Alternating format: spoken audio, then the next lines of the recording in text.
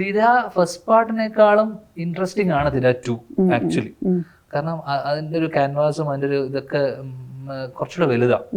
അപ്പൊ തിര 1-ല് ഏട്ടൻ പല കാര്യങ്ങളും തട്ടത്തൻ മറത്തിന് ശേഷം വരുന്ന സിനിമ ആയതുകൊണ്ട് ഏട്ടൻ കുറച്ചൊരു എന്താ പറയണ്ടേ എ സർട്ടിഫിക്കറ്റ് കിട്ടുമോ, അല്ലെങ്കിൽ സെൻസർ ഇഷ്യൂസ് വരുമോ, അതുകൊണ്ട് തന്നെ പല സാധനങ്ങളും ചെയ്യാൻ വിചാരിച്ച സാധനങ്ങളൊക്കെ അവോയ്ഡ് ചെയ്തിട്ടുണ്ട്, കട്ട് ചെയ്തിട്ടുണ്ട് പല പോർഷൻസും ഇനീഷ്യൽ റൈറ്റിംഗ് സമയത്ത് തന്നെ. അപ്പൊ അത് വായിച്ച സമയത്ത് എനിക്ക്, കാരണം എന്റെ കസിനാണ് എഴുതി രാകേഷ് എന്ന് പറഞ്ഞിട്ട്, പുള്ളി ഗോതയൊക്കെ എഴുതിയ പുള്ളിയാണ്. അപ്പൊ പുള്ളി എഴുതി വെച്ചത് പലതും ഷൂട്ട് ചെയ്യാതെ പോയി.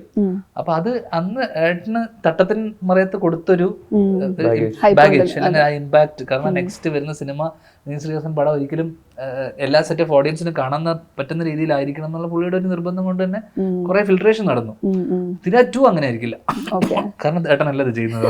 അപ്പൊ ആ രീതിയിൽ കുറച്ചുകൂടെ റോ ആസ്പെക്റ്റിലും കുറച്ചുകൂടെ അതിന്റെ പ്രത്യേകിച്ച് ട്രാഫിക്കിംഗ് അല്ലെങ്കിൽ അതുപോലെ സംഭവങ്ങളൊക്കെ കാണിക്കും. നമ്മൾ അതിനെ റോ ആയിട്ടും അതിന്റെ ബ്രൂട്ടലായിട്ടുള്ള അവസ്ഥയും റിയൽ കോണ്ടന്റ് കാണിച്ചാലും മാത്രമേ അതിന്റെ ബ്രേക്കിംഗ് പ്രോസസ്സുകളും അതൊക്കെ കാണിച്ചില്ലെങ്കിൽ അതിന് ഇമ്പാക്ട് ഉണ്ടാവില്ല. ഇഫ് അറ്റ് ഓൾ എന്താ പറയണ്ടേ, എല്ലാം പരിപാടിയൊക്കെ ഒത്തു വരുവാണെങ്കിൽ ആഫ്റ്റർ ഈ പടം കഴിഞ്ഞതിന് ശേഷം, ഈ റോംകോമിന് ശേഷം ഒരു ഐഡിയയിൽ മനസ്സിലുണ്ട്.